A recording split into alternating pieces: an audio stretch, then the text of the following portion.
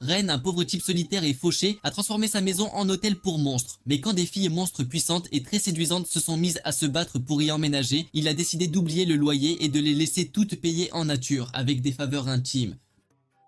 Pourquoi papa? Pourquoi? C'est du business. Tout commence quand Ren part en ville chercher du travail. Mais n'en trouvant pas, il décide de faire une pause et de piquer un somme au parc. Peu après, une jolie fille, Lily bien au-dessus de sa ligue, le réveille et lui dit qu'elle cherche son chemin. Elle lui tend un prospectus pour une maison à louer et Ren est choqué de réaliser que c'est sa propre maison. Comprenant qu'elle est dans une situation délicate, Ren dit à Lily qu'il peut l'y emmener. Peu après, ils prennent un bus et arrivent en banlieue, un endroit sombre et lugubre. Ren la prévient qu'un danger pourrait rôder et qu'il serait imprudent de se promener seul la nuit. À ce moment-là, Ren remarque que Lily a du mal avec ses bagages. Il essaie de faire le mec cool en l'aidant, mais il n'arrive même pas à soulever le sac du sol. Lily lui montre sa force en portant facilement le sac sur ses épaules, détruisant au passage l'ego fragile de Ren. Alors qu'il continue dans l'allée, Lily remarque quelque chose d'étrange dans l'atmosphère et elle pousse Ren contre le mur, l'étouffant avec ses généreux atouts, tout en lui disant de s'enfuir. Ren refuse de partir car il a un peu trop apprécié l'étreinte. Mais soudain des chauves-souris commencent à voler vers eux. Voyant cela, Lily se transforme en loup-garou juste devant lui à son grand choc. À ce moment-là, une séduisante vampire charge vers Lily, déclenchant une bataille féroce entre les deux. Lily prend le dessus dans le combat quand la vampire utilise ses ailes pour prendre l'avantage et voler vers Ren. Craignant pour sa sécurité, Lily parvient à atteindre Ren juste à temps et elle envoie la vampire voler avec un puissant coup de brique. Lily court alors pour s'assurer qu'il est en sécurité et elle le supplie de ne rien dire à personne de ce qu'il a vu. Elle veut partir mais comme c'est la seule femme à l'avoir jamais touché à part sa mère, bon sang. Ren insiste pour qu'elle vienne chez lui et devienne locataire. Peu après, ils arrivent à la maison et Ren lui montre la chambre confortable où elle dormira. Le lendemain matin, Ren se réveille en entendant Lily crier comme si elle avait vu un fantôme, pour qu'il se précipite et réalise qu'elle a peur de son chat, Raleigh. Peu après, l'atmosphère dans la pièce devient froide et avant qu'ils ne s'en rendent compte, ils sont attaqués par la vampire de la veille. La vampire se précipite dans la maison et arrache Ren à Lily car elle pense que Lily l'a kidnappée. Avant que Ren ne puisse éclaircir le malentendu, les deux filles finissent par se battre et mettent tout sens dessus-dessous jusqu'à ce que Ren intervienne pour les gronder. Une fois qu'elles se sont calmées, la vampire se présente comme Vivian, une noble de la secte du sang. Viviane révèle qu'elle cherche aussi une maison et qu'elle a suivi le même prospectus que Lily. Ren accepte de la laisser rester, mais quand vient le moment de payer, elle réalise que son argent a été volé, la laissant complètement fauchée. Alors qu'elle fond en larmes, Ren a pitié d'elle et la laisse rester quand même. À cela, Vivian décide de lui rendre sa gentillesse en lui préparant un délicieux repas, et même Lily admet que c'est vraiment bon. À ce moment-là, Ren reçoit un appel et une voix stridente au bout du fil lui dit qu'elle l'appelle concernant sa candidature à leur entreprise de commerce. Mais Ren n'en a aucun souvenir. Néanmoins, elle lui hurle de se présenter à leur bureau avant 2 heures de l'après-midi et elle lui donne l'adresse.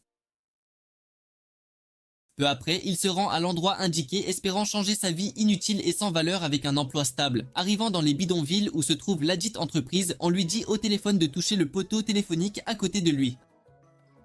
Après avoir touché le poteau, elle lui dit de lever les yeux, et à sa surprise, un immense bâtiment flotte dans le ciel. Il lâche le poteau et il s'envole dans le bâtiment alors qu'il disparaît de nouveau. Il ouvre les yeux pour voir une porte géante devant lui, et alors qu'il lutte encore avec cela, un étrange robot humanoïde bleu apparaît pour le guider là où il est censé aller. Peu après, il arrive au bureau de la méchante dame à qui il parle au téléphone. Elle l'accueille dans leur organisation appelée Space, abréviation de Special Administration of Sealing Empire. Elle est Raven, et elle ne perd pas de temps à dire à Ren qu'elle est sa patronne, alors il devrait s'habituer à voir sa sale gueule. Elle l'appelle et le met mal à l'aise en lui disant qu'il a de jolis yeux. Elle lui offre un siège et une chaise apparaît à côté de lui, ajoutant encore à la liste des choses étranges qu'il a rencontrées.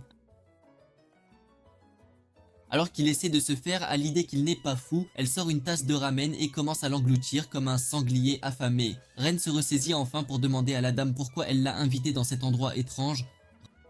Raven mentionne qu'il est là pour un entretien, mais Ren s'y oppose car il n'y a aucune entreprise de commerce en vue. Raven lui dit alors que l'entreprise de commerce n'est qu'une farce. Apparemment, Space est un département affilié chargé de gouverner tous les univers.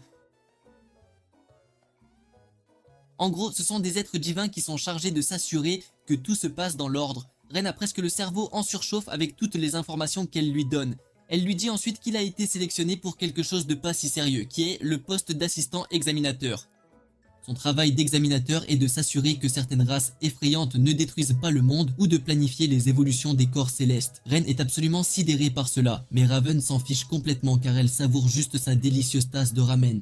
Raven dit à Ren qu'il a réussi le test préliminaire parce qu'il a trouvé les 2 parias. D'un claquement de doigts, Ren se retrouve dans une pièce très avancée où Raven lui dit que son travail est divisé en 2. Le premier est qu'il doit accueillir plus de locataires et qu'ils seront tous des parias spéciaux comme Lily et Vivienne. La deuxième partie de son travail est d'aider Raven avec tout nettoyage qui accompagne l'arrêt des êtres voyous. Comme Ren est complètement confus à propos de tout cela, il demande à Raven ce qu'il est censé faire exactement. Raven mentionne alors qu'il est tenu de garder ses locataires spéciaux hors des ennuis. Ren demande alors à Raven ce qui se passera s'il refuse le poste, et elle mentionne que sa mémoire sera effacée et que ses nouveaux locataires lui seront également retirés. Raven lui dit qu'il est libre de choisir entre une toute nouvelle vie ou de retourner à sa vie entièrement sans valeur. Après qu'elle ait fini d'expliquer, ils retournent à son bureau. Ren demande alors s'il lui sera demandé de faire quelque chose d'immoral, mais elle rappelle à son cerveau lent qu'ils sont censés maintenir la paix mondiale. Elle ajoute ensuite qu'il sera payé un très bon salaire, et c'est là que Ren s'intéresse enfin à toute la conversation. Elle lui présente un document légal qui contient tous les avantages dont il va bénéficier. Avec les avantages qui résonnent dans sa tête, Ren n'a d'autre choix que de signer le document. Une fois qu'il a fini de signer le document, Raven lui dit qu'il est libre de rentrer chez lui. Ren rentre chez lui et montre le contrat à ses nouvelles locataires. Mais les filles sont sceptiques quant à tout ce qu'il leur a expliqué. Viviane mentionne que la Raven dont il parle ressemble plus à une fraude qu'à un être divin. Cependant, elle sait que Raven n'est pas affiliée aux chasseurs de démons puisqu'elle a demandé à Ren de s'occuper d'eux. Viviane commence à penser que le travail n'est peut-être pas si mal car elles en sont les bénéficiaires. Viviane révèle ensuite qu'elle est sortie l'après-midi pour s'assurer qu'elle n'était pas traquée par les chasseurs de démons. Mais Ren l'exhorte à arrêter de voler l'après-midi. Viviane en profite toujours pour narguer Lily, disant que les chasseurs sont plus vifs que ses instincts émoussés. Les deux sont presque sur le point de se battre, mais Ren les calme. Il interroge ensuite Viviane sur les chasseurs de démons, et elle explique que ce sont des monstres brillants avec du sang mi-humain. Apparemment, ils sont en guerre avec des êtres comme elle depuis des temps immémoriaux, mais il n'y a pas eu de vainqueur définitif. Après avoir entendu l'histoire de Viviane, Ren se tourne vers Lily, lui demandant si elle connaît aussi les chasseurs de démons. Elle avoue qu'elle n'a pas eu d'altercation avec eux, mais ne les a vus qu'à la télévision. Cette confession ne fait que donner plus de raison à Viviane de traiter Lily de stupide, car elle manque des compétences de survie les plus élémentaires. Lily essaie de se défendre en disant qu'elle a vécu avec des humains toute sa vie. C'est pourquoi elle ne sait rien des chasseurs de démons. Réalisant que Ren pourrait être en danger, Viviane propose de partir pour éloigner les chasseurs de démons, mais elle ajoute qu'elle emmènera avec elle le chien stupide amélioré.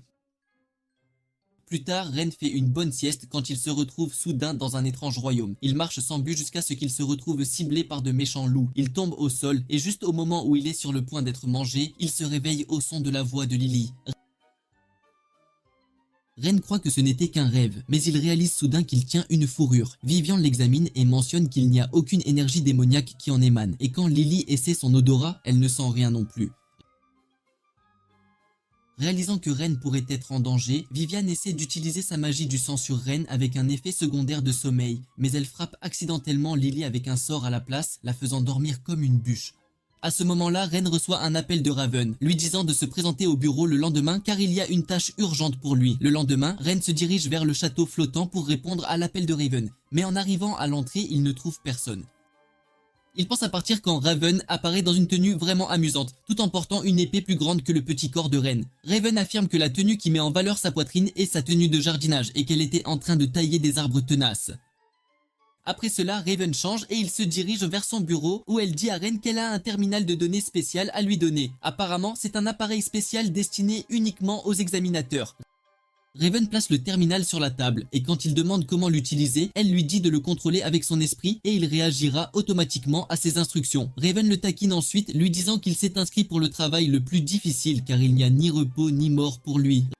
Ren est fatigué de l'entendre jacasser et il l'interroge sur la mission qu'elle prétend avoir pour lui. Avant de lui dire la mission, elle l'emmène à la salle d'amélioration où chaque examinateur doit subir une procédure d'amélioration.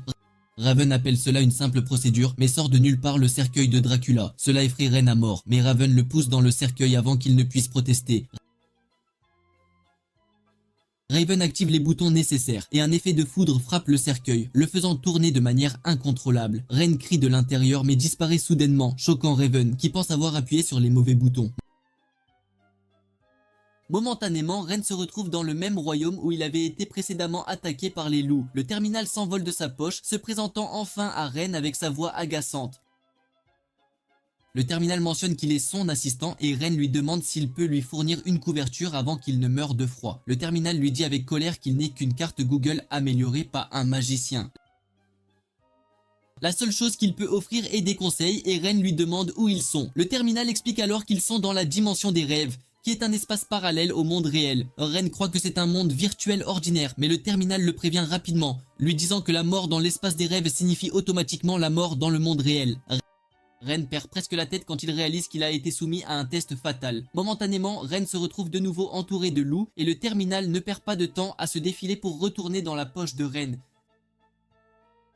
Un des loups charge Ren, mais au lieu de se faire arracher le bras, un étrange bouclier apparaît pour protéger son bras. Ren est confus quant à ce qui vient de se passer, et le terminal explique qu'il a réussi à obtenir le bouclier rigide grâce au processus d'amélioration qu'il a subi.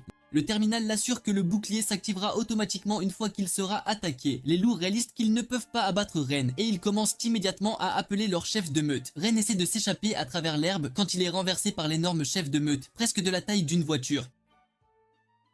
Il est sur le point de se faire arracher la tête, mais le bouclier intervient à nouveau, le sauvant juste à temps. Le chef loup, d'autre part, se blesse les dents, mais les choses deviennent encore plus étranges quand le loup parle à Ren avec une voix humaine.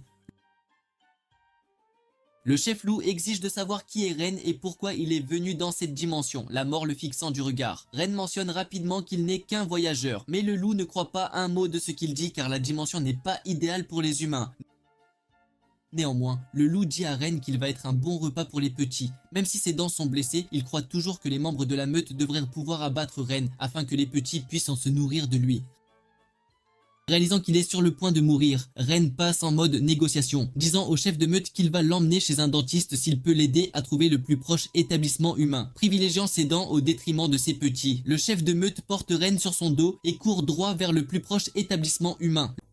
Le chef de meute se plaint que les humains sont des ordures car ils ruinent tout ce qu'ils touchent. Ren réalise alors que les humains sont les mêmes partout, que ce soit dans l'espace des rêves ou non. Peu après, ils arrivent à une cabane et le chef loup retourne à sa meute, tandis que Ren promet de lui trouver le dentiste promis.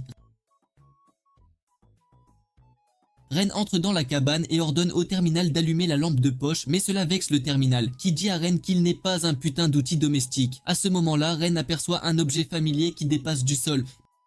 Mais avant qu'il ne puisse comprendre ce que c'est, la cabane commence à briller comme si c'était Noël. Une rafale de vent soudaine suit, mais avant que quoi que ce soit n'arrive, Ren attrape l'objet. Pendant ce temps, Lily s'occupe d'un chien quand elle tombe accidentellement sur un type étrange. Mais étonnamment, le type est assez fort pour résister à sa poussée. Lily rentre chez elle et trouve Vivian en train de jouer avec l'aspirateur comme si c'était la plus grande invention de l'homme. Lily essaie de se moquer d'elle, mais elle a le dernier mot en montrant à Lily une cage pour chien qu'elle a trouvée pour elle.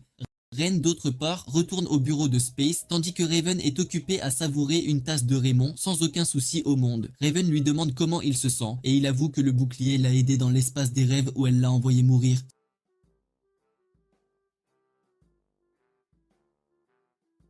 Cependant, il se plaint que la seule chose qu'il ait obtenue est le bouclier rigide, et Raven lui fait savoir que les autres avantages de l'amélioration feront surface avec le temps. Raven l'assure qu'elle lui a déjà donné des compétences extraordinaires, mais qu'il faudra du temps à son corps pour s'y adapter. Il l'interroge sur l'espace des rêves, et elle explique que c'est un monde parallèle avec lequel les humains ne peuvent interagir ou atteindre sans certaines méthodes spéciales. Plus tard, Ren montre à Raven les poils de loup qu'il a ramenés de l'espace des rêves en guise de souvenir.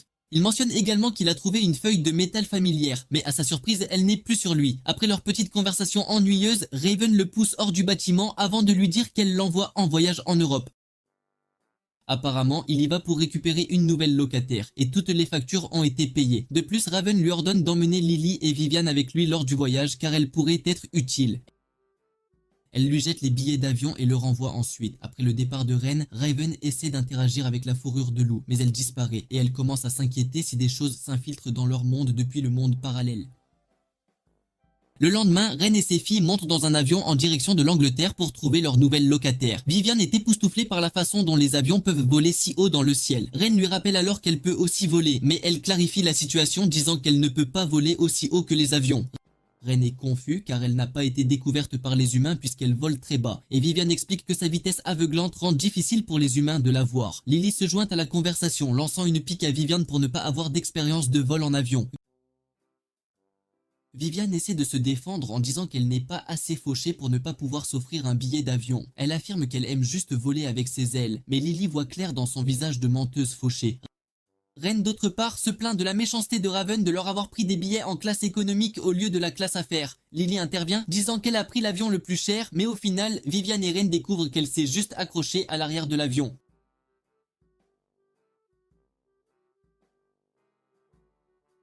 Peu après, ils arrivent à Londres, mais il leur devient difficile de trouver leur hôtel. Lily veut qu'ils appellent un taxi, mais Ren mentionne qu'ils sont juste trop fauchés pour éviter un taxi.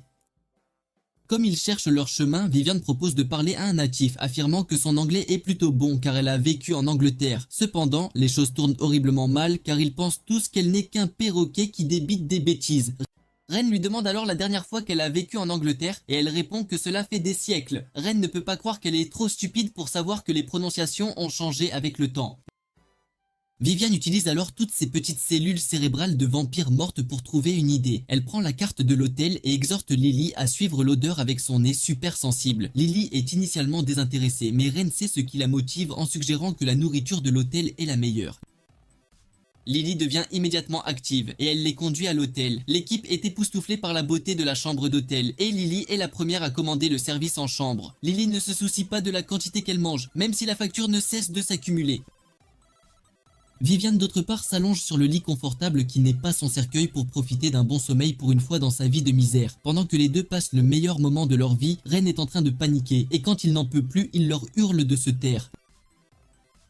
Les filles s'excusent plus tard de l'avoir dérangé et il accepte les excuses, disant qu'ils doivent reprendre leur mission pour trouver la nouvelle locataire. Il sort le terminal, lui disant de l'aider à lire la carte qu'il a. Mais le terminal affirme qu'il ne peut pas car il n'a pas été mis à jour à la dernière version.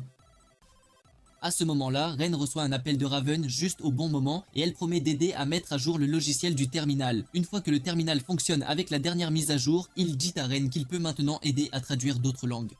Cependant, le terminal mentionne qu'il y a une légère punition s'il maudit Raven ou dit des choses vulgaires à son sujet. L'avertissement arrive trop tard car Ren vient de finir de la critiquer et il est zappé dans l'oubli. Après que Ren ait reçu sa punition, Lily tente de communiquer avec Terminal et en langage loup, et étonnamment, il parvient à déduire ce qu'elle raconte, exactement comme prévu. Le seul mot qu'elle connaît en langue lupine est toujours lié à la nourriture. Le trio se rend ensuite à la salle à manger pour dîner, mais alors qu'ils sont en train de manger, une des invocations de Vivian qui patrouille les environs tombe sur quelque chose de très suspect. Vivian s'inquiète et elle leur propose de retourner immédiatement dans leur chambre. Ils sont en pleine discussion quand un 4 yeux moche, visiblement très louche, fait son apparition et se présente sous le nom de Nangong. Il leur demande s'il peut s'asseoir avec eux, et Ren, sans hésiter, accepte. Ren lui demande alors s'il connaît l'emplacement de Yorkford, et il lui répond par l'affirmative. Par pure coïncidence, il se rend également à Yorkford. Nangong leur demande pourquoi ils s'y dirigent, et chaque membre de l'équipe sort des absurdités pour se contredire mutuellement. Nangong les exhorte alors à être prudents si leur destination est vraiment le château de Yorkford, car il y a des fantômes là-bas.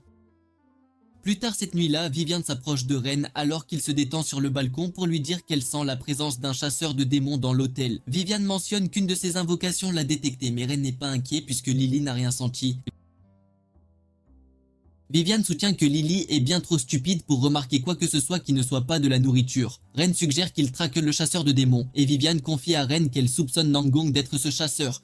Les deux en discutent quand ils entendent soudain Nangong leur parler depuis le balcon de sa chambre, affirmant qu'il est le chasseur de démons et qu'ils n'ont pas besoin de chercher plus loin. Vivian éclate de rire en entendant cela car elle ne croit pas qu'une personne aussi stupide que Nangong puisse être un chasseur de démons. Son rire s'éteint immédiatement lorsque Nangong apparaît juste sur leur balcon comme si de rien n'était. Cependant, sa maladresse le fait presque tomber, mais Ren parvient à le rattraper juste à temps. Nangong les suit ensuite jusqu'à leur chambre pour faire plus ample connaissance avec le trio. Nangong convainc Vivian qu'il est le chasseur de démons en lui montrant son incantation que son invocation a rencontrée. Nangong suppose alors qu'ils sont tous des surhumains, mais Ren le corrige, affirmant qu'il est un humain ordinaire. Nangong refuse de le croire car il connaît les chasseurs de démons et le château de Yorkford. Néanmoins, il suggère qu'ils se rendent tous ensemble au château le lendemain. Nangong s'en va ensuite, disant qu'il a quelque chose à faire mais qu'il les verra très tôt le lendemain. Après son départ, Ren demande à Vivian pourquoi elle a accepté l'offre de Nangong si facilement, et elle révèle que c'est sa propre façon de le surveiller. De plus, elle craint que leur nouveau locataire ne soit la cible de Nangong. Le lendemain matin, il monte dans un train en direction de Yorkford et pendant le trajet, les nouvelles de l'attaque fantôme passent à la télévision. Le journaliste interviewe le premier témoin, Angus, sur les lieux pour qu'il explique ce qu'il a vu. Angus explique des choses vraiment ennuyeuses, et le journaliste mentionne qu'il y a une récompense pour quiconque est capable de résoudre le soi-disant problème de fantôme. Vivian s'intéresse immédiatement à cause de l'argent, mais Ren lui rappelle qu'ils sont en mission à cause de leur nouveau locataire. Quelques instants plus tard, 3 individus étranges, qui prétendent être des chasseurs de fantômes, passent devant l'équipe. Après être descendus du train, ils se dirigent vers une auberge, et à leur grande surprise, Angus est l'aubergiste. Angus leur dit d'abord qu'il n'y a plus de place dans l'auberge, mais après l'avoir supplié, il leur dit qu'il fera de son mieux pour leur trouver des chambres. Cependant, il le dit de la manière la plus étrange et la plus effrayante possible, comme s'il était un prédateur. Peu après, Angus leur prépare 2 chambres. Les garçons partagent l'une et les filles l'autre, mais Lily est déjà endormie. Angus demande à Nangong s'il compte aller au château à cause des problèmes de fantômes. Ren essaie de l'empêcher de parler, mais Nangong met fin à une radio qui fonctionne et il commence à raconter qu'il est un chasseur de démons professionnel de Chine, qui est en ville pour éradiquer tout mal. Angus est ravi d'avoir un chasseur de démons dans l'auberge, et Nangong lui demande plus de détails sur le fantôme. Pendant ce temps, Vivian a du mal à se débarrasser de la gloutonne de Lily, qui est accrochée à elle, car elle essaie de la transformer en nourriture. Angus s'assied avec enthousiasme pour raconter aux deux une histoire intéressante sur le château de Yorkford. Apparemment, il s'appelait Château de Yorkford il y a longtemps, mais la plupart des gens ne le connaissent plus sous ce nom. Quand on lui demande pourquoi, Angus dit que les gens ont été avertis de rester loin du château parce qu'une rébellion y a eu lieu, ce qui l'a conduit à être déserté. Apparemment, des soldats ont été piégés dans les tunnels souterrains et ce sont ces soldats qui sont devenus des fantômes. Les fantômes, en colère, traquent les chasseurs de trésors. Il s'avère que le château est rempli de trésors, mais en même temps, des pièges sont partout pour protéger les dits trésors. Angus révèle que le seigneur du château avait 3 fils, mais après sa mort, le fils aîné a hérité de tous les trésors, forçant les 2 autres têtes vides à s'unir pour former une rébellion contre leur grand frère. La bataille entre les frères a dégénéré jusqu'à la ville, mais finalement, les 3 frères sont morts dans le château. Apparemment, les gens sont avertis de rester à l'écart à cause des fantômes des frères qui résident dans le château. Après avoir entendu l'histoire, Ren se dirige vers la chambre des filles pour en parler à Vivian, puisque Lily dort toujours comme une bûche. Vivian mentionne alors qu'elle a en fait envoyé ses chauves-souris pour surveiller le château, et d'après le rapport qu'elle a obtenu, il est possible qu'il y ait des fantômes dans le château. Ren prend immédiatement peur, mais Vivian l'exhorte à se calmer, disant que les fantômes pourraient n'avoir rien à voir avec les événements fantomatiques. Ren lui demande pourquoi elle en est convaincue, et elle dit que la présence fantomatique qu'elle a ressentie est supprimée sous terre, et puisque l'événement fantomatique s'est produit au-dessus du sol, les fantômes souterrains ne sont très probablement pas impliqués. Quand Ren retourne dans sa chambre, il trouve Nangong fixant une photo qu'il prétend être très importante pour lui. Apparemment, la photo dans le cadre est celle de sa sœur, même si le visage de la sœur n'est pas visible. Ren veut en savoir plus et Nangong se glisse immédiatement dans son sac de couchage qui est plus ou moins un sac mortuaire effrayant et déchiré. Ren lui demande pourquoi il dort dans un sac mortuaire et Nangong affirme que cela éloigne les insectes même s'il est presque en lambeaux. Ren lui demande alors pourquoi il ne travaille pas avec sa sœur puisqu'elle semble être une chasseuse de démons forte elle aussi. Nangong réfute cela, disant que sa sœur est une fille ordinaire et qu'il n'est devenu chasseur de démons que pour la protéger. De plus, il ne sait même pas où se trouve sa prétendue sœur. Pendant que l'équipe dort et ronfle, Angus gère une activité secondaire lucrative pour transporter les 3 chasseurs de fantômes au château. Cependant, Nangong en avant puisqu'il n'est pas endormi. Peu après, Vivian apparaît dans la chambre de Ren pour lui parler des choses étranges qui se passent dans l'auberge. Elle lui fait savoir que l'aubergiste Nangong et les 3 étranges individus du train ont disparu. Vivian suggère qu'il les traque tous pour savoir ce qu'ils manigancent. Ren est d'accord avec elle et il demande des nouvelles de Lily. Il retourne dans la chambre des filles pour trouver Lily toujours endormie comme un mouton. Vivian la frappe contre le mur mais cela ne suffit pas à la sortir de son sommeil profond. D'un autre côté, Angus dit au trio de rester loin de l'église près du château car ils pourraient rencontrer des choses effrayantes. Juste à ce moment-là, Nangong atterrit sur la voiture, mais un serpent sort d'une des poches du chasseur de fantômes et se dirige vers le toit de la voiture. Le serpent est dégoûté par le visage de Nangong et le renvoie presque dans l'au-delà à cause de son horrible visage.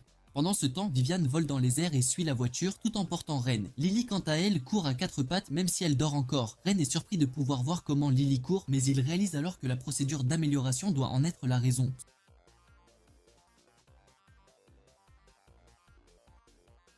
Soudain, Lily percute un rocher alors qu'elle se déplace à grande vitesse. Cela suffit à la sortir de l'état de sommeil terrible dans lequel elle est coincée. Ren et Vivian descendent en volant pour la vérifier et elle tombe soudainement dans un trou créé par l'impact de la course. Ren est choqué de voir cela, mais Vivian sourit, disant qu'ils viennent de trouver un raccourci vers le château, tout cela grâce à la dormeuse Lily. L'équipe entre dans le tunnel et en sort de l'autre côté de justesse, grâce à la dispute constante entre Lily et Vivian. Alors qu'ils sont sur le point d'entrer dans l'enceinte du château, Vivian avertit ses coéquipiers, leur disant d'être prudents car ils ne sauront jamais ce qui les attend. Ils se faufilent jusqu'à trouver les 3 étranges individus au loin. Étonnamment, d'autres chasseurs de fantômes sont également présents. Comme ils ont besoin d'informations sur le nouveau locataire, Ren contacte Terminal, mais comme toujours, Terminal s'avère totalement inutile, leur disant de faire leurs propres recherches. Ren essaie de forcer Terminal à l'aider, mais la machine agaçante active simplement le mode veille et s'endort. Alors que le trio se promène dans les ruines du château, ils aperçoivent Nangong faire son mouvement au loin. Le trio regarde autour de lui et trouve une église. Ren suggère qu'ils entrent dans l'église et après s'être excusé auprès de Terminal, celui-ci leur dit de procéder. Ils sont sur le point d'entrer quand ils remarquent que des chasseurs de fantômes se rapprochent d'eux. Lily et Vivian passent alors à l'action pour effrayer les chasseurs de fantômes en faisant des grimaces vraiment effrayantes et des bruits étranges. Une fois les chasseurs de fantômes partis, Lily attrape le rocher qui couvre l'entrée de l'église et le jette comme s'il s'agissait de papier. En entrant, Lily mentionne qu'elle peut percevoir une odeur humaine en plus de celle de Ren dans la zone. Ils repèrent une empreinte de pas et Ren en conclut que quelqu'un les a précédés. Juste à ce moment-là, ils trouvent une écriture étrange sur une plaque de pierre. Et après avoir retiré la plaque de pierre, ils trouvent une poulie en dessous.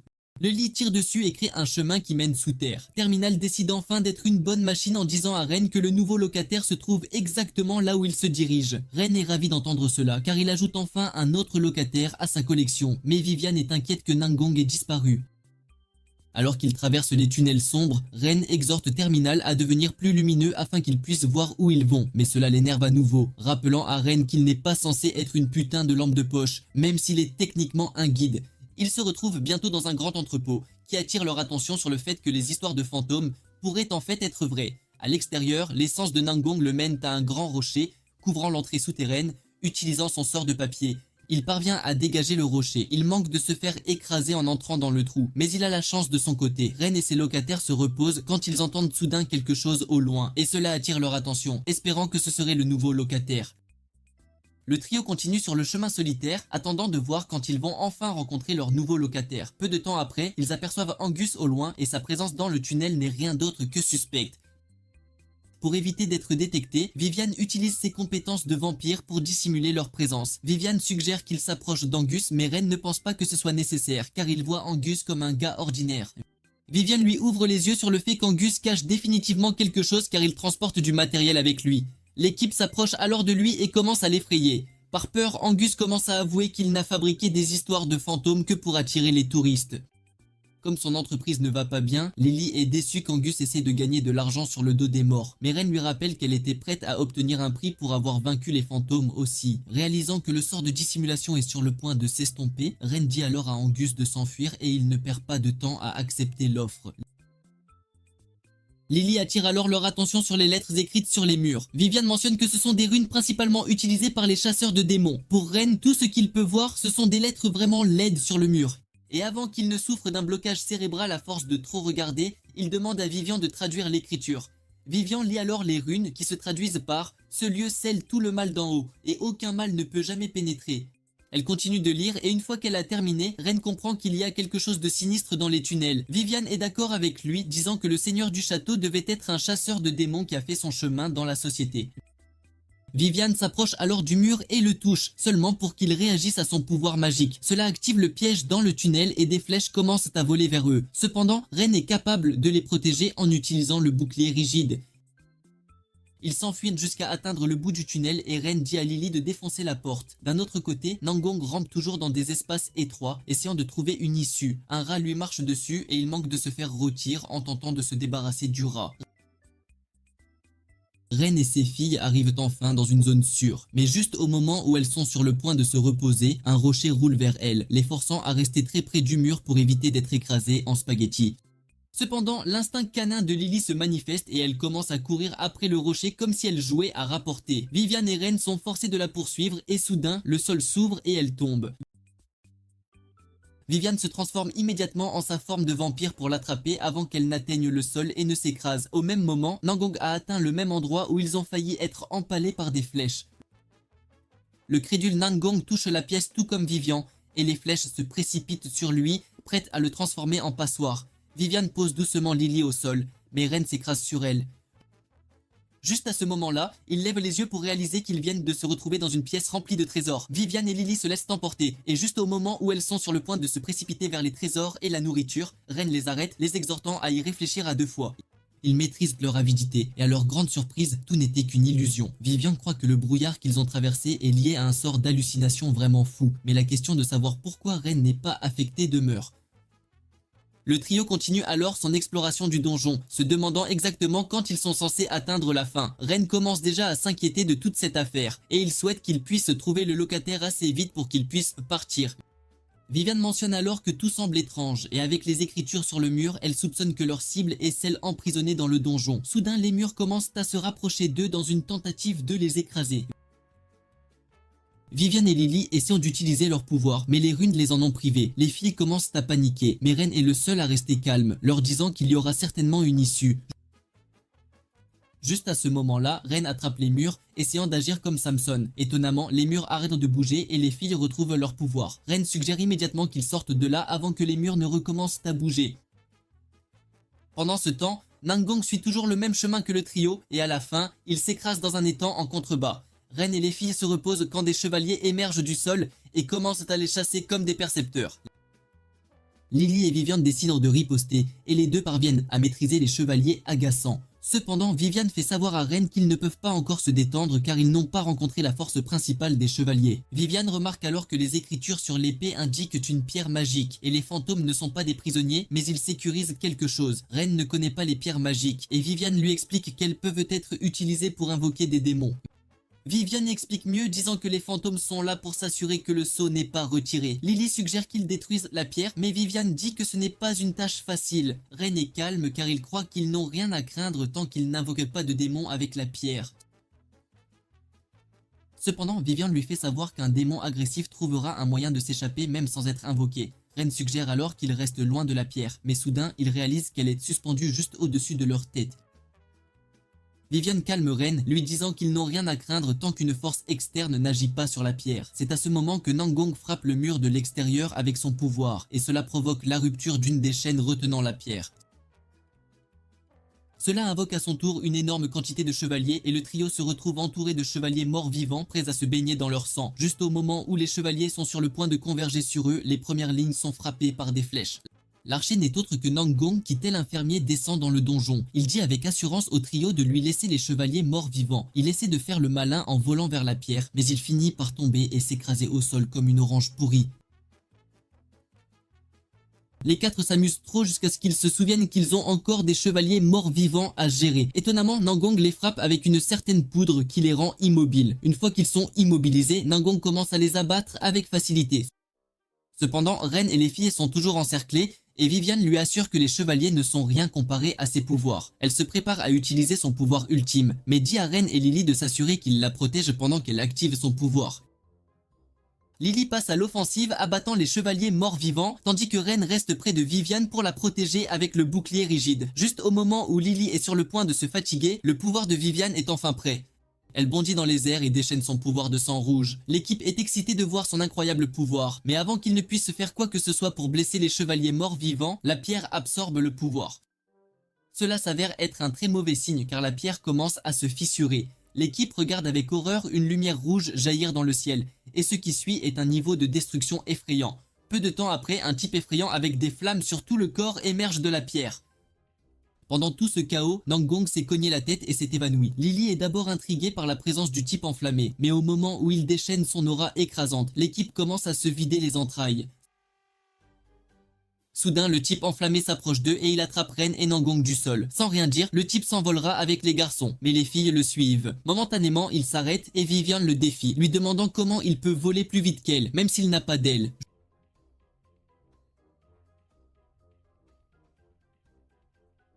Juste à ce moment-là, le type lâche Ren, le laissant dans un état de panique. Viviane s'approche alors de lui, lui disant de ne pas avoir peur car elle est là. Elle affirme que les démons et les vampires ont presque une force égale. Elle démontre son immense force en déchaînant son aura, ce qui à son tour libère une lune rouge dans le ciel. Viviane se vante de la façon dont ses pouvoirs ont pu vaincre Poséidon. Viviane est sur le point d'attaquer le démon quand il parle soudainement, demandant à Ren s'il est son propriétaire. Ren et les filles sont choquées de voir ça, mais Terminal, qui se décide enfin à apparaître, montrant son visage inutile, leur annonce que leur mission est accomplie, car devant eux se tient le nouveau locataire. Le type se présente alors comme Zack, exprimant à Ren toute sa joie de pouvoir enfin faire sa connaissance. Viviane suppose que Zack se trompe lourdement, mais Terminal surgit soudainement, soulignant le signal lumineux intense qui émane du corps de Zack. Ce dernier attrape Nangong, affirmant que c'était bien lui qui l'avait tiré de son sommeil. Il commence à faire tourner Nangong comme s'il était une vulgaire plaque de métal jusqu'à ce que le type s'envole comme un ballon. Zack demande ensuite à Ren s'il y a un contrat signé qu'il doit entreprendre pour être correctement lié à lui. Viviane ne veut pas qu'il signe le contrat, mais Terminal leur fait savoir que le but entier de la mission est de signer un contrat avec Zack. Une fois qu'ils sont d'accord, Ren rappelle à Zack les gardes morts-vivants du château. Zack l'assure qu'il a la situation bien en main, et avec une seule explosion d'énergie de son doigt, Zack réduit le château en poussière. Tout le monde est paralysé de peur devant la quantité de pouvoir que le type exerce, et cela inclut Terminal, qui se met à proclamer que Zack est l'homme le plus séduisant de toute la planète. D'un autre côté, Viviane reste sceptique à propos de Zack, mais au moment où il la complimente, elle oublie totalement ses doutes. Momentanément, ils entendent des gens marcher vers eux, et Ren suggère à Zack de prendre sa forme humaine. Zack ne perd pas de temps à le faire, mais son apparence humaine ne fait pas beaucoup de différence puisqu'il conserve son visage effrayant. Plus tard, Ren donne à Raven le rapport sur le nouveau Tenet Aki. Il se plaint que Zack est trop grossier et qu'il essaie toujours de résoudre tous ses problèmes en tirant un rayon d'énergie. Lors d'une conversation avec Zack, il révèle qu'il est arrivé sur la planète il y a seulement un mois. Apparemment, il n'était pas scellé dans la pierre magique parce que c'est un portail. Pour rendre les choses plus effrayantes, Zack se trouve être un chef démon dans son monde. Cependant, il a subi une perte massive aux mains de ses ennemis et a failli mourir aussi. Alors qu'il était sur le point de perdre la vie, il a été sauvé par un examinateur. Raven exhorte Ren à prendre soin de Zack car il est le premier paria à être accueilli par l'examinateur principal. Ren suit les instructions de Raven et s'assure que Zack a tout ce dont il a besoin pour être à l'aise. Zack s'entend aussi bien avec les filles de la maison sans aucun problème. Plus tard, Viviane nettoie la maison quand elle trouve la plaque de métal que Ren a vue une fois dans la dimension des rêves, qu'il pensait avoir déjà perdue. En plus de cela, il a également trouvé une note qu'il prétend avoir trouvée dans la dimension des rêves il y a des années. Cela lui rappelle le chef des loups et il espère qu'il va bien. Viviane lui dit alors qu'il y a une sorte de connexion entre lui et l'espace des rêves car il devait y avoir une raison pour laquelle il a pu y aller enfant. Par coïncidence, la plaque de métal et la note ont les mêmes mots écrits dessus, ce qui se traduit par la source de pouvoir, réveille-toi et ouvre la porte. Ils sont en train d'essayer de déduire cela, quand Ren reçoit un appel disant que Zack a été arrêté. Ren est forcé d'abandonner ce qu'ils font et de se rendre au poste pour essayer de le faire libérer sous caution. Peu après, Ren reçoit un appel de Raven lui disant de venir au bureau. En chemin vers son bureau, il voit une fille jouer de la guitare et même s'il voulait faire un don, il n'avait pas son portefeuille sur lui. À son bureau, elle lui dit qu'il y a un nouveau locataire qui arrivait mais qui a été accidentellement projeté sur une autre terre et Wen doit s'y rendre pour le ramener. Wen se plaint d'être envoyé dans l'espace alors qu'il revient tout juste d'Angleterre, mais Raven lui crie dessus, lui disant qu'il n'a pas le choix puisque c'est son travail. Wen lui demande alors comment il est censé voyager interplanétaire et Raven claque des doigts, lui montrant la station spatiale Cooper. Elle lui fait savoir qu'elle va améliorer son terminal plus tard pour qu'il puisse y arriver. Puisque la planète cible est principalement couverte d'océans, Raven lui dit qu'elle lui a déjà préparé un expert maritime. Juste à ce moment-là, le dit expert maritime entre dans la pièce et il s'avère que c'est la fille à la guitare. Elle le regarde avec mépris, le traitant de chèvre avare. Juste à ce moment-là, Raven lâche une autre bombe, révélant que la fille est aussi la nouvelle locataire de Ren. Ren rentre chez lui pour présenter la fille, Waju, au reste des gars à la maison. Ils accueillent tous Waju avec un cœur chaleureux tout en lui racontant leurs surnoms drôles et stupides. Apparemment, Waju est une sirène et elles sont une très ancienne race parmi les parias. Elles sont originaires de la mer et à cause de cela, elles sont rarement vues par les humains. Étonnamment, elles sont une race avec seulement des femelles et elles ne se reproduisent que par des cérémonies secrètes. Une fois les présentations terminées, Viviane propose de cuisiner à Wei Yu un très bon repas pour l'accueillir. Comme d'habitude, Viviane et Lily commencent à se disputer et cela procure un certain divertissement à Wei Yu qui mentionne que la maison est plutôt intéressante. Momentanément, Ren dit au locataire qu'il part chercher un autre locataire mais qu'il ne peut emmener que 2 personnes avec lui. Il emmène automatiquement Wei Yu, ce qui signifie qu'il n'a plus qu'une place pour une personne. Ils commencent tous à lever la main pour être choisis, mais à la fin, Ren choisit Zack, car il est le seul à avoir déjà été dans un vaisseau spatial. Lily est furieuse de ne pas avoir été choisie, et elle commence à faire des caprices jusqu'à ce qu'un mal de ventre la mette dans la position arquée parfaite pour avoir de la saucisse. Pendant la nuit, Wen surprend Ren en train de se promener parce qu'il ne pouvait pas dormir. Les deux ont une courte conversation et Wen lui demande pourquoi elle voyageait toute l'année. Elle répond simplement que c'est un secret connu d'elle seule. Le lendemain matin, Ren, Wayu et Zack se tiennent sur le balcon de la maison et Terminal active les coordonnées de la station spatiale, les envoyant finalement en un éclair. En un rien de temps, ils arrivent à la station Kuiper et ils sont accueillis par la guide de la station, une gentille dame. Terminal informe Ren que la belle dame est une extraterrestre, laissant Ren surpris car il pensait que les extraterrestres devaient être des créatures laides. Wyatt saute pour tester la gravité et elle réalise qu'elle n'est pas différente de celle de la Terre. La guide de la station révèle que tout à l'intérieur du vaisseau spatial a été manipulé pour être comme la Terre. Ren demande alors à la guide pourquoi la station semble vide puisqu'il pensait qu'elle serait pleine de monde. Elle mentionne que la station est essentiellement un nœud de transport, c'est pourquoi les gens ne restent pas longtemps. La guide de la station l'informe qu'elle le conduit au guide de la station qui lui est réservé, et que les membres de l'équipage pourraient bien correspondre au type d'extraterrestre qu'il espère voir. En arrivant à la station d'amarrage, Ren est époustouflé car les affirmations de la guide de la station sont complètement vraies. Ren voit le type habituel d'extraterrestre, mais Terminal le traîne vers le vaisseau pour les empêcher de décoller en retard. Terminal mentionne qu'ils prendront un vaisseau civil, mais qu'un autre vaisseau les attendra pour les récupérer. Juste à ce moment-là, un hologramme apparaît montrant le capitaine du vaisseau, qui les informe qu'ils sont sur le point d'entreprendre un voyage d'environ 200 000 années-lumière. Ren lui demande combien de temps durera le voyage, et il se vante de ses compétences en matière de longues saucisses avant de prendre en compte que le vaisseau est également rapide. Il mentionne que tous les facteurs combinés les aideront à atteindre leur destination en moins de 24 heures, à peu près. Après avoir fini de se vanter, ils démarrent le vaisseau et se dirigent directement vers leur destination. De retour sur Terre, Viviane et Lily ont leur rivalité féminine habituelle. Ren et ses collègues font un bon voyage jusqu'à ce que le capitaine aperçoive un autre vaisseau au loin. Et il décide de faire la course avec Juste parce que c'est un type mesquin. Ren essaie de dire au capitaine qu'il est temps pour eux de changer de vaisseau, mais le capitaine s'en fiche. Ren veut essayer de changer de vaisseau lui-même, mais Terminal l'avertit que les choses vont très mal tourner pour eux s'ils manquent en le nœud. Terminal les conduit ensuite au vaisseau, mais juste au moment où il est sur le point de prendre le contrôle du vaisseau, il remarque que la porte à loquer est verrouillée. Zack s'avance pour ouvrir la porte avec sa force, et combiné à sa forme démoniaque, il parvient à le faire. Le vaisseau décolle et Zack saute dessus. Le vaisseau se dirige directement vers l'emplacement cible, mais perd son hélice en entrant dans l'atmosphère. Le vaisseau s'écrase dans l'eau, mais alors que Ren rêve déjà de la mort, Wayu se transforme en sa forme de sirène pour le sauver, et tout ce qu'il voit est une magnifique femme poisson. Quand Ren ouvre enfin les yeux, il se retrouve dans l'espace des rêves. Mais Terminal l'assure qu'il n'a rien à craindre car il a été sauvé par Wayu. De plus, il a dit à ceux de l'autre côté qu'il est vivant. Ren est surpris de voir que Terminal peut fonctionner de deux manières, et Terminal ne perd pas de temps à se vanter de sa coolitude. Juste à ce moment-là, Ren remarque que les loups d'avant sont attaqués, mais il saute rapidement pour les sauver. Le loup veut lui arracher la tête pour ne pas leur avoir amené de dentiste, mais il laisse passer parce qu'il vient de les sauver. Ren sort alors la plaque de métal qu'il a avec lui, demandant au chef des loups s'il connaît les écritures dessus. Le chef des loups mentionne que les écritures sont des écritures anciennes, mais avant qu'il ne puisse expliquer davantage, Ren retourne dans le monde normal. Zack mentionne qu'ils ont dû le réveiller avec un éclair. Terminal leur montre ensuite les emplacements possibles du locataire qu'ils recherchent. Après avoir fini de se disputer comme des perroquets, ils choisissent enfin l'endroit où ils veulent se rendre. De retour sur Terre, Viviane prépare le plat comme d'habitude, et elle le remplit d'ail même si c'est une putain de vampire. Au lieu que Viviane soit affectée par l'ail, c'est Lily qui est affectée à la place, et elle perd ses sens mais Viviane parvient à la maîtriser. Ren et son équipe arrivent enfin sur le site du crash du vaisseau du locataire.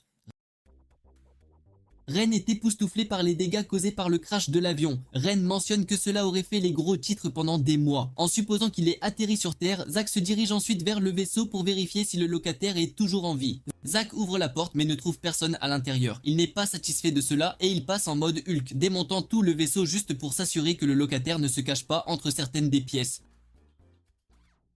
Après avoir fini de déchirer le vaisseau et n'avoir rien trouvé, Terminal décide enfin de parler et il révèle que la partie de l'avion qu'ils ont trouvée n'est pas la zone de fret. Ren est choqué d'entendre cela et il exige de savoir pourquoi le locataire était stocké dans la zone de fret. Terminal mentionne qu'il n'a aucune idée pourquoi, mais il semble que la zone de fret du vaisseau soit la zone la plus solide du vaisseau. Avec cela, Terminal est confiant que le locataire a une plus grande chance de survivre. Après avoir entendu cela, Wren suggère qu'il se dirige vers l'autre site de crash. Et étonnamment, il est dans la mer. Sans perdre de temps, Wade saute dans la mer pour enquêter sur l'épave, qui se trouve à 5000 mètres de profondeur dans l'eau. Avant de plonger dans l'eau, elle jette ses vêtements à Wren pour qu'il les garde et cela envoie une vague de pensées folles à travers sa petite tête stupide. Juste à ce moment-là, Terminal suggère à Wren de suivre Wayu jusqu'au site de l'épave puisqu'il est l'examinateur et qu'il doit être là. Zack attrape Ren et le jette à l'eau. Wayu l'attrape juste au moment où il est sur le point de se noyer et Ren réalise soudainement qu'il peut réellement respirer sous l'eau grâce au pouvoir de Wayu.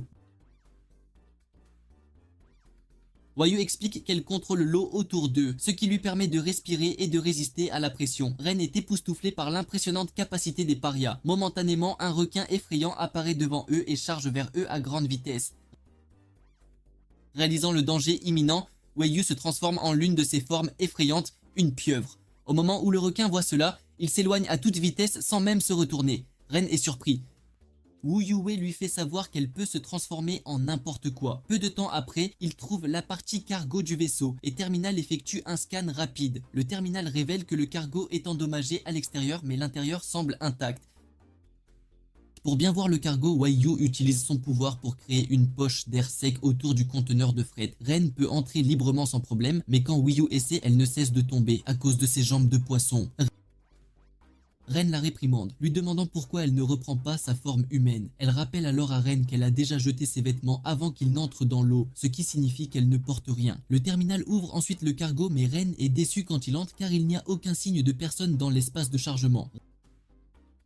Ren suggère alors qu'il contacte Raven pour lui demander. Pendant qu'ils parlent à Raven, Waju a trouvé une plus petite boîte à l'intérieur du conteneur qui contient des produits pour bébés. Ren dit à Raven qu'ils ne peuvent pas trouver le locataire, mais elle dit que c'est impossible. Elle demande à voir l'intérieur du cargo et Ren lui montre. Elle souligne alors que Wyuve est déjà avec le locataire. Il s'avère que l'œuf avec lequel Wyuve joue est le locataire. L'œuf tombe soudainement, envoyant presque le trio à leurs ancêtres, mais heureusement, l'œuf ne se casse pas. Raven dit alors à Wren de la rencontrer sur une vaste terre dans une heure afin qu'ils puissent discuter des prochains arrangements. Wren et Wyuve retournent bientôt sur terre pour rejoindre Zack. Ensemble, ils attendent l'arrivée de Raven. Raven arrive bientôt dans son grand vaisseau, et pendant qu'elle fait de l'aura farming avec son atterrissage, elle finit par enterrer les deux dans le sable. Elle les accueille ensuite à bord du vaisseau comme si elle n'avait pas juste essayé de mettre fin à leur vie misérable. Ren se calme immédiatement quand il apprend que le vaisseau est le sien. Ren est complètement époustouflé car il ne s'attendait pas à avoir reçu un cadeau aussi merveilleux. Ran demande le nom du vaisseau, et Raven lui dit qu'il s'appelle la Tortue Hybride, ce qui est un nom stupide mais cela sonne incroyable pour notre personnage principal crédule. De nulle part, Raven lâche une bombe disant que l'œuf qu'ils viennent de sauver est l'œuf d'une sirène et qu'elle est la dernière de son espèce après que son univers ait été anéanti. Elle mentionne qu'elle partage des similitudes avec Wayu qui est une sirène. Une fois prêts à partir, Ren laisse le lancement du vaisseau au terminal puisqu'il n'a rien dans sa tête sèche sur la façon de piloter un vaisseau. Momentanément, l'adolescent rentre chez lui, tout cela grâce aux grandes compétences de pilote de terminal. En entrant dans la maison, Ren est surpris de trouver Lily dans un état sauvage et Viviane l'exhorte à être prudent car elle agit comme une sorcière folle depuis la nuit précédente. Zack parvient à la maîtriser et Ren suggère à Terminal de les téléporter au vaisseau. Terminal répond qu'il pourrait ne pas y arriver car Lily est dans un état instable. Zack utilise alors son pouvoir pour les téléporter au bureau de Raven pendant qu'elle est occupée à savourer sa tasse de ramen. Dès qu'ils arrivent là-bas, Lily s'accroche déjà à la jambe de Raven comme si c'était de la nourriture. Raven prend alors le contrôle et elle attrape la tête de Lily pour utiliser ses pouvoirs psychologiques sur elle afin de supprimer son côté enragé. Lily s'endort et une fois qu'elle est profondément endormie, Raven explique à l'équipe que Raven subit simplement un processus évolutif. Cependant, avant l'évolution, elle devrait se transformer complètement en loup. Raven mentionne qu'elle a dû réagir à quelque chose récemment, ce qui a déclenché le processus d'évolution. C'est alors que Ren se souvient que Lily a dû réagir à la lune écarlate que Vivienne a créée au château. Raven dit alors à Ren d'emmener Lily au centre d'amélioration pour la stabiliser. Alors qu'ils partent, Raven demande à Zack et Wei comment ils s'adaptent à la vie et les deux mentionnent qu'ils vont très bien. Plus tard, Lily se réveille au centre d'amélioration et elle n'a aucun souvenir de ce qui s'est passé pendant qu'elle essayait de transformer tout le monde en son plat préféré. Littéralement quelques secondes après son réveil, Lily et Viviane reprennent leur habituelle querelle amour-haine. Ren dit à Lily de se calmer parce que Viviane s'est inquiétée pour elle depuis qu'elle est passée, mais Viviane nie cela pour maintenir son aura non filtrée. Peu après, Raven dit à Ren qu'il doit soumettre un rapport sur ses nouveaux locataires, et cela le fait immédiatement regretter toutes ses décisions de vie, car il ne s'attendait pas à ce qu'une agence mystique fonctionne comme les emplois ennuyeux de 9 à 5. Pour aggraver les choses, elle lui demande même des commentaires. Raven dit alors à Ren qu'il doit toujours prendre soin de Lily parce qu'elle a seulement supprimé son côté loup, mais il refera surface et il doit être prêt pour cela. Elle mentionne que cela se produirait probablement à la prochaine pleine lune, et elle décide de vérifier quand la prochaine pleine lune aura lieu. Étonnamment, la prochaine pleine lune est le lendemain, et Raven ne perd pas de temps à esquiver sa responsabilité, disant à Ren que c'est à lui de savoir comment il va gérer la situation car elle va être occupée. Ren essaie de se plaindre, mais Raven lui rappelle qu'elle gère les locataires depuis des semaines et qu'il devrait être capable de faire le travail. Plus tard, Vivian entre dans la cuisine pour préparer une potion spéciale pour Lily à cause de la pleine lune à venir. La potion sent si mauvais que Ren est forcée de demander si elle la prépare pour Shrek. Un tout petit peu en tombe du pot et cela brûle le sol comme de l'acide. Ren voit cela et suppose que Vivian prépare du poison, pas une potion. Cette nuit-là, Ren et ses locataires se dirigent vers les montagnes pour passer la nuit en préparation de la pleine lune. Pendant que tout le monde joue à un jeu ou deux, Lily est occupée à manger comme un chameau. Vivian lui dit de manger rapidement et de se transformer, mais Lily répond qu'elle n'a pas envie de se transformer. Vivian veut qu'elle se transforme rapidement pour qu'ils puissent en finir et oublier ça. Apparemment, ils sont tous fatigués d'avoir épuisé leur force à essayer de s'occuper du gros chien. Momentanément, ils s'endorment et ils se réveillent plus tard au hurlement de Lily à l'extérieur du camp. Au moment où ils sortent, Lily subit déjà une transformation et Vivian dit à Ren de faire attention car Lily n'est pas actuellement dans son bon état d'esprit. Zack met alors en place un sort de barrière et les exhorte à y entrer. Comme prévu, Lily devient folle et elle les attaque, mais le sort de protection de Zack l'aide à la tenir à distance. Après une rafale de vent, elle se transforme enfin, mais à leur surprise, elle se transforme en un husky sibérien géant, pas un loup comme il s'y attendait. Juste à ce moment-là, Ren commence à marcher vers elle et Vivian l'exhorte à être prudent car Lily pourrait le blesser. Étonnamment, Lily n'attaque pas et les autres poussent un soupir de soulagement. Vivian essaie d'aider en donnant à Lily les pilules qu'elle a préparées pour la calmer.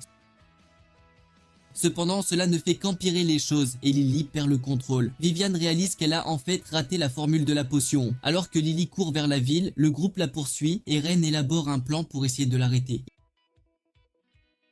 Il dit à Zack d'essayer de la maîtriser avec sa force, mais cela se retourne immédiatement contre eux. Vivian parvient à arrêter Lily avec ses chauves-souris, et Ren devient un orateur motivant, essayant de ramener Lily à la raison. Cela se retourne aussi contre eux, mais juste au moment où Ren est sur le point de regretter sa stupidité, ils entendent une douce voix venant de derrière, et il s'avère que c'est la voix de Wayu. Utilisant sa voix et son pouvoir, elle parvient à calmer Lily et Ren la caresse pour l'endormir. Juste à ce moment-là, Lily reprend sa forme humaine, mais Vivian la couvre rapidement avec ses chauves-souris. Quand ils rentrent chez eux, Ren installe Lily sur le lit pour qu'elle puisse dormir quand il est soudainement assommé par derrière par un étrange type à lunettes. Peu après, Lily se réveille dans ce qui semble être un entrepôt. Elle est surprise car elle ne se souvient pas que la maison de Ren était un entrepôt sale. Elle essaie de partir mais est repoussée par le sort de barrière placé sur la porte. À ce moment-là, les deux types qui l'ont kidnappée entrent dans la pièce, lui disant qu'ils sont de sa famille. Elle est totalement confuse et les deux affirment qu'elle a été ensorcelée par le vampire, c'est pourquoi elle a besoin de leur aide. Lily soutient que Ren et les autres sont des gens bienveillants, mais les deux s'en fichent. Lily essaie de s'échapper de force, mais elle est assommée. Les deux sont sur le point de quitter la pièce quand une des chauves-souris de Vivian est repérée, indiquant au type qu'ils ont été découverts. Pendant ce temps, Ren reprend enfin connaissance et il dit au groupe que Lily a été kidnappée. Vivian essaie d'utiliser sa chauve-souris pour obtenir plus d'informations, mais elle est bloquée. Cependant, Terminal intervient brillamment en scannant les propriétés de la chauve-souris qui était avec Lily mais qui réussit à revenir vers Vivian. Terminal énumère tout ce qu'il a découvert et grâce à cela, ils ont pu déduire que Lily est retenue dans une zone industrielle. Ren forme une équipe pour aller chercher Lily. Il dit à Wayu et Zack qu'ils vont faire équipe pendant que lui et Lily resteront ensemble. En prévision d'une attaque, les deux ravisseurs ont renforcé leur cachette pour empêcher les intrus. Peu après, Lily localise l'entrepôt avec l'aide de ses chauves-souris. L'une d'elles a essayé d'entrer dans le bâtiment mais a été abattue.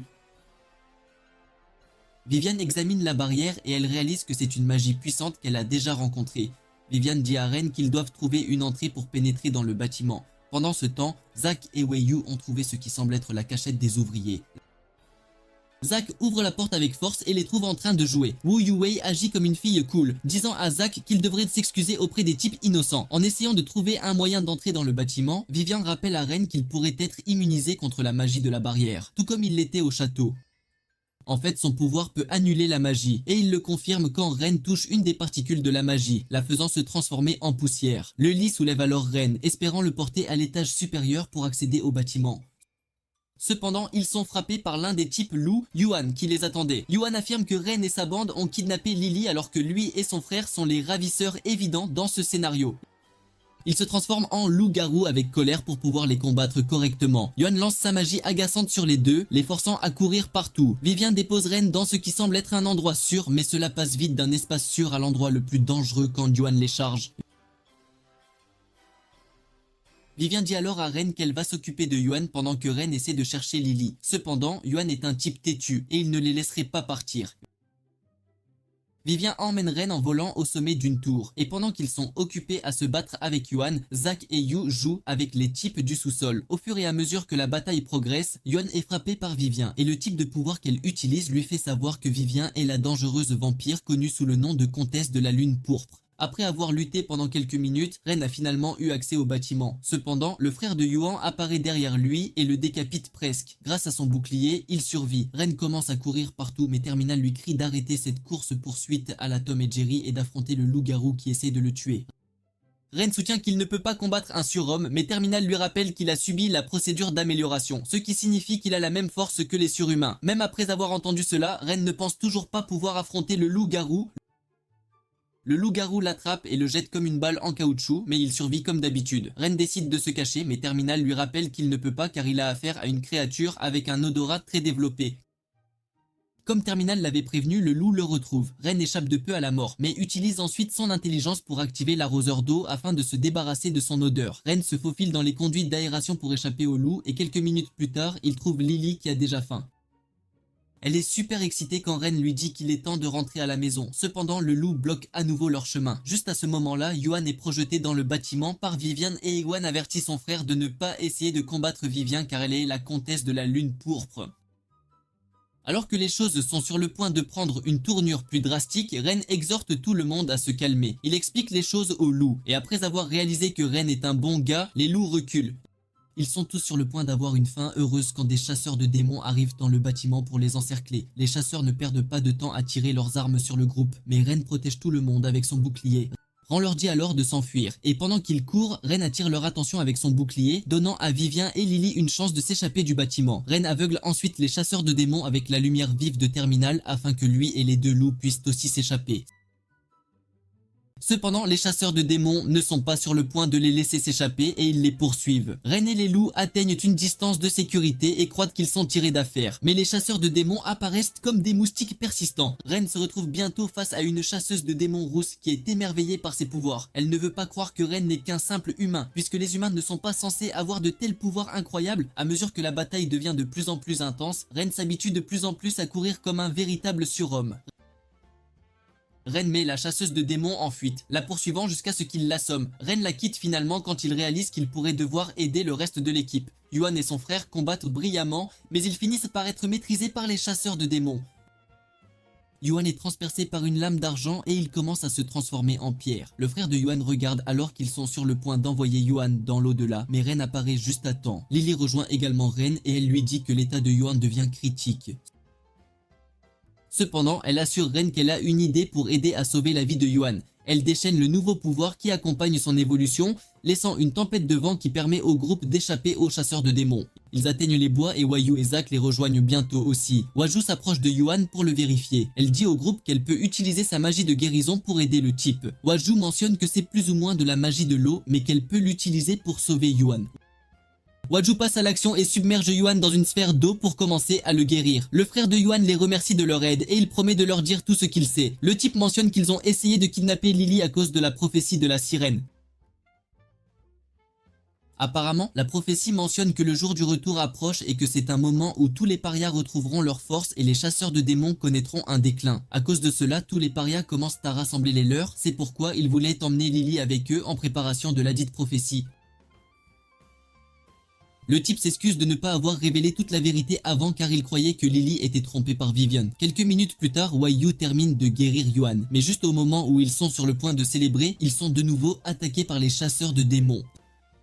Zack a la force d'éliminer le chef en un instant, mais il suggère qu'ils aient une conversation civilisée. Quand le chef des chasseurs refuse de coopérer, Zack lui montre son vrai pouvoir, l'effrayant.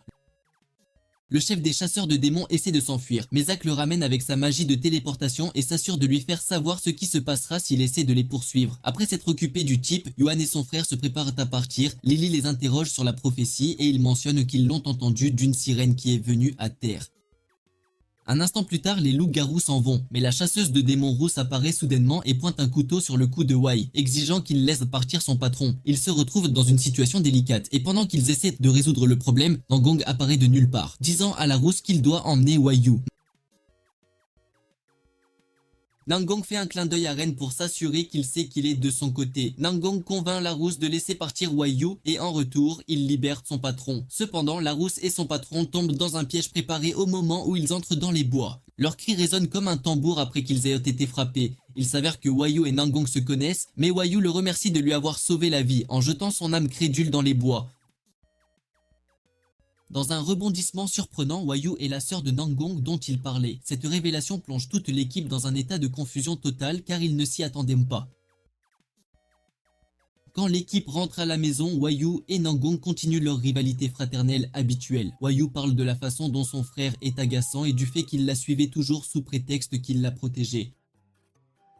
Viviane explique alors qu'il n'y a que des sirènes femelles, c'est pourquoi Nangong n'est pas une sirène. En fait, leur père était un chasseur de démons tandis que leur mère était une sirène. Viviane demande aux frères et sœurs où sont leurs parents, et les deux révèlent qu'ils ont soudainement disparu dans la nature un jour. Pendant que toute la famille discute et s'amuse, Lily apprend qu'elle s'est transformée en husky, pas en loup, pendant sa période d'évolution, et elle commence à sangloter. Lily propose alors de vérifier son sang et elle enfonce ses dents dans son cou. Après l'avoir vérifié, elle lui fait savoir qu'elle n'a rien de lié au fait d'être un loup, mais cela rend Lily furieuse qu'elle ait sucé son sang pour le plaisir. Les deux reprennent leur habituelle querelle d'amour et de haine pendant que tout le monde les regarde simplement. Quelques instants plus tard, Yuan et son frère apparaissent à la porte. Une bagarre éclate entre eux et Nangong, mais Zack règle ça par la force brute comme il le fait toujours. Une fois qu'ils se sont tous calmés, Ren leur explique que Nangong est un ami de confiance qui n'est qu'un chasseur de démons à temps partiel et un très mauvais en plus. Juste à ce moment-là, le frère de Yuan sort une barre d'or et Vivian perd immédiatement tous ses sens car elle ne plaisante pas avec l'argent. Soudain, la lumière s'éteint et Ren sort terminal pour qu'il reprenne son travail de lampe de poche à temps partiel. Ils commencent à enquêter et finalement, ils réalisent qu'ils ne sont pas attaqués. Il s'avère qu'ils ont perdu le courant parce qu'ils n'ont pas payé leur facture d'électricité. Ils commencent tous à parler de l'argent qu'ils ont, mais ils ne sont qu'un groupe de dégénérés fauchés. Ren est fatigué de réfléchir à quoi faire et il se retire simplement dans sa chambre pour dormir. Après son départ, Lily dit à ses collègues que c'est leur devoir d'aider Ren à payer toutes les factures nécessaires. Le lendemain matin, Ren se réveille dans une maison vide. Pendant ce temps, Lily a commencé à travailler dans un magasin de chiots, mais les choses ne vont pas très bien pour elle. La même chose peut être dite pour le reste du groupe, qui essaie de trouver de l'argent pour leur propriétaire. Ren se rend alors au bureau de Raven pour emprunter de l'argent et Raven promet de lui prêter car il a été un bon garçon. Ren lui demande ensuite s'il y a un lien entre l'espace onirique et les parias et elle révèle que la plupart d'entre eux viennent de l'espace onirique. Plus tard, les locataires décident de partir à la chasse au trésor puisque leur tentative de trouver un emploi a mal tourné. Ren continue de poser des questions stupides à Raven juste pour savoir s'il y a un moyen de résoudre le conflit entre les parias et les chasseurs de démons. Ren mentionne qu'il est essentiellement préoccupé par la sécurité de ses locataires. Après une journée éprouvante, Ren rentre enfin chez lui et il est choqué de voir qu'il y a de la lumière dans la maison. Les locataires l'accueillent chaleureusement et mentionnent qu'ils ont tous travaillé dur pour gagner de l'argent afin de payer la facture. Le groupe s'assoit à table pour profiter de leur repas et les loups-garous qui regardent de l'extérieur réalisent qu'ils sont une grande famille heureuse. Yu Wen et son frère décident de se retirer et Ren découvre plus tard que Nangong est aussi parti travailler, mais il reviendra s'il a besoin de son aide. Ren mentionne son plan d'entrer dans la dimension onirique et tout le groupe l'assure qu'ils vont venir avec lui. Plus tard, Ren remarque que l'œuf de sirène a disparu et à leur insu, le crédule Lyle est occupé à le cuisiner dans la cuisine. Merci d'avoir regardé jusqu'à la fin et commenté œuf cuit pour embrouiller les perdants qui n'ont pas été jusqu'au bout.